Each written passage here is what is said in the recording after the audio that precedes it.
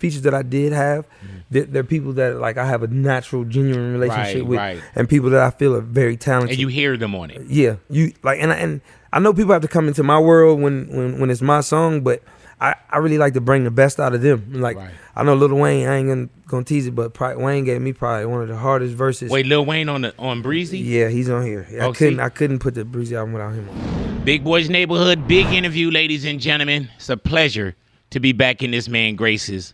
Chris Brown, welcome back to the neighborhood. Can I say welcome back to the neighborhood? Because right now we over here at Chris and Breezy's. Like it's like a museum over here, bro. But it's still, it's your neighborhood. It's very, yeah, you know what it is, my neighborhood, man. Well, welcome back to the neighborhood, bro. It's a pleasure to see you. Thank you. Breezy, the new album. Yeah. This is studio album number 10? This is 10. Yeah, 10. Hey, man, why out of 10 albums we finally get an album called Breezy? It seemed like that would have been low-hanging fruit already, right? Kind of, but I feel like the transition of me as an artist through the years, it went from Chris Brown. You see the first album, like me being kind of new to it. So the Breezy is like the alter ego, but it's not away from Chris Brown, but it's the mature side. It's the older side. It's the cool side. Hey, man, and when you say maturity, bro, the mature side, Chris, we've seen you. You grew up in our faces. You know what I'm saying? And it's crazy because you'll see someone like I couldn't grow up in public. When I was younger, we had a chance to crash the car quite a bit because we didn't have the social medias and the things of that nature, But you've grown up, man, and do you feel like where Chris Brown is at right now that there's been a lot of growth? With me? Yeah. Yeah, I'm still a kid at heart. Right. I'm not as much of a knucklehead as I used to be, but I think my kids kind of halted a lot of that for me. Yeah, how is that fatherhood, bro? It's different when you're living for somebody else, huh? Yeah, but it's fun. It's funny, like to see them grow, see different things that they learn and teach you. So I'm loving it. I'm having a blast. What kind of dad is Chris Brown? Man, because you got 3 now, bro. It's hard because I gotta still be Breezy, but then I gotta be Chris. Like so. I think majority of the time when I'm with my kids, they only see Chris. I'm not gonna be like the fun party, But it's a challenge, but it's a good journey though. And they gotta know though, like they know Dad is famous, right? Because you gotta figure they don't know any other life than Pops being famous. I mean, I try to get in their good graces by showing them my Sesame Street episode. Like, look at this. That's when Daddy they probably knew you were famous. Like, oh, okay, now we know who Dad is. So when we do shows and stuff now, they like, especially my oldest, she knows. She's just like, all right, cool. Can I bring my friends to the concert? What? How old is Royalty now? Royalty's 8. That's 8. Crazy, right? Yeah. What's those conversations like? Man, she's like my mom. She get me in line all the time. It's like talking to just people. It's crazy that you have these conversations with your kids, man. And they really holding conversations. Oh now, bro. They got real good questions. Yeah, hell yeah. And, like, damn, I'm ready for that. Is she on social media? Yes and no. Yeah. We try to let her have her freedom, but we still gotta be parental guides. You know? Man. So, hey man, now talking about the album Breezy. You had a chance to show me a video, and I was just telling the neighborhood here, man. I was like, whoever been out, and there's no disrespect to anybody else. Yeah. Hopefully they did what they had to do, because it's over now. You know what I'm saying? Like, and I just saw that one, and we're sitting down, of course, before the album get a chance to come out. But with Breezy, the album, do you get in competition with yourself?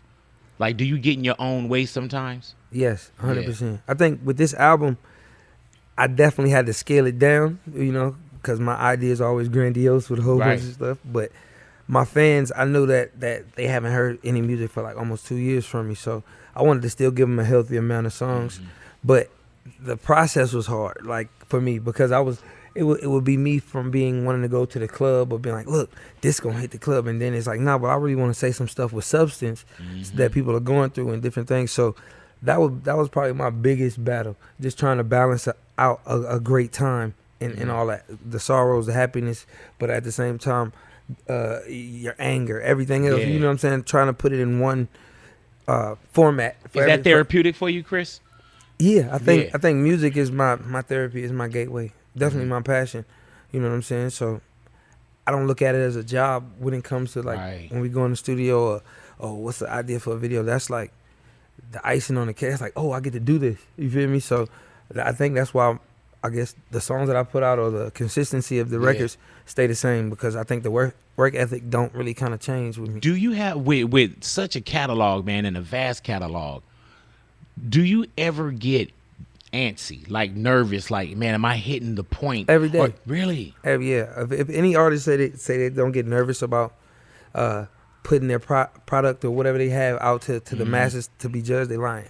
You know, so I feel like with me, I have a core fan base in an audience that's almost like a family. So so I know certain requests that they'll give or they'll have, and I'll try to cater to it. Like, okay, cool, well, it's dope. I'm doing this, so I can just do this like this. So it's a little different for me. So because I see so many different facets of life that are fans of me. Right. So but the music, I think, kind of transcends or goes through them all. So. But just with the music, with, you know, the choreography, the way that you do the video, the input, usually sometimes, Chris, people say, man, I got them, and they kind of take their foot off the gas a little bit.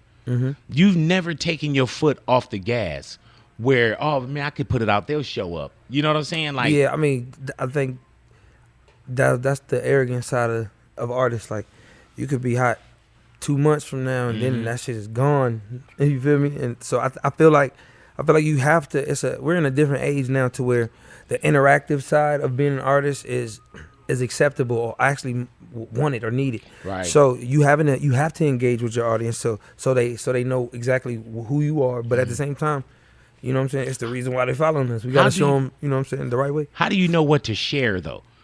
You know what I'm saying? I'm just goofy. Whatever's up here, if I laugh, if it's in a group chat, whatever it is, and it's funny, I might post it. But then I'm also gonna be myself too and post serious stuff that people need to be aware about, or weird stuff that I post, and then they're like, oh, there he go again, posting some alien shit. Yeah. So, hey man, and I do want to get with you on that too, man, because I had an encounter. I think you're the only one that'll believe what really went down. For sure. Now the album Breezy, 23 tracks. 23 tracks. So to do 23 tracks for the album Breezy, how many do you have to record? And how do you let your so-called babies go? Like, how do you pick 23? First, how many do you record? See, it's crazy in the album process, because let's say I put out an album, like the Indigo album. While I was about to put that out, I was already recording songs and doing stuff for the next one. But I be having so many songs. I think for this actual project, I had almost 250 songs, you know, and I was like, yeah, we got to scale it down and figure out what we're gonna do. Because the last time, the one album we were 45 in? Yeah. I just finished listening to that on the way here. Yeah. So you put play since the last time I seen you. Hell yeah. So you got 23 on this one. And what's the process of elimination? Man, if too many of the songs sound in the same frequency, like I like to give it's like a show. You got the beginning, the climax, and then the end. Got you. So whenever they hear this music or hear even on my shows, you see my kind of method, you know. So I'll do 2 songs that kind of are cohesive, but then it might transition to a whole nother frequency or a whole nother like vibe. But I still want to stay in, like, roughly giving my audience at least 2 or 3 of the same, and not doing a whole album that's just like, okay, every song sound the same. I don't want to hear, you know. And are you involved with sequencing and everything too? I'm involved with it all. Like, I am the involved. Yeah, hell yeah. Like what do you mean, man? Ain't nobody else in here. Yeah, like so me and my engineer Tizio, even with my management team, and shit. Everybody, the label helps too. I ain't gonna hate on the label, right? But as far as getting it going, like, oh, this is the project. It's always in the vortex, in the hub. You feel me? What happens when it comes to feature time? What do we have feature wise? Because I've heard some leaks as far as names. Yeah, so the features with me, it differs. You know, I won't hate on anybody or say anybody acts weird. But I guess certain people are in certain points in their career sometimes that if you call them, I'll go, yeah, I'm gonna give you the verse, and then you don't hear it for 8 months. You still get that? Man, me, yeah. Man, you want a verse from me, bro? I'll shoot it to you right now. Don't get it twisted. But it's only for select people. I ain't hating on people.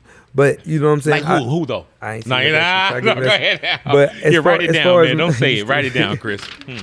You know? Okay, go ahead. I can't write down nothing. But I just feel like even on this album, the features that I did have, they're people that, like, I have a natural, genuine relationship with, and people that I feel are very talented. And you hear them on it. Yeah, you like, and I know people have to come into my world when it's my song, but I really like to bring the best out of them. Like I know Lil Wayne, I ain't gonna tease it, but Wayne gave me probably one of the hardest verses. Wait, Lil Wayne on Breezy? Yeah, he's on here. Yeah, I couldn't put the Breezy album without him on it. See, I don't even think that's a name that I heard. See, we got it's quite a few. Yeah, put it like this: it's enough songs of features that you'll be satisfied, but then it'll be enough solo songs when it's just me to be like, dang, it's not a feature album. You know what I'm saying? So, well, do this for me, man. I know Lil Wayne on there, and you. It seemed like you don't want to name everybody. Well, I can name people. I kind of tease it on my Instagram too, but I don't follow you, Chris. Okay, you know what I'm saying. I feel it. Do you follow me, Chris? No, exactly. I don't know how to follow people. We here though. My hand don't work on that button. This is us, man. We don't need to be following each other. You know what I'm saying? Our relationship way past following. You know what I mean? Hell yeah, right? Hell yeah! All right, go ahead now. Who's on the album? You gotta excuse me. I got to contact high. No, it's all good. Yeah, it's my bad. Yeah, man, your neighbors. But we got Blast. Okay, Blast on the album. He's phenomenal, man. His pocket, his music is dope. So him definitely got a WizKid. WizKid he's been my friend 15 years plus. So as far as us being on the road with each other and doing something, we never really kind of like. We always had play studio sessions. Like we'll make some fun shit, but this time we really made a real record, and I feel like it's dope that the world gets to see us do it.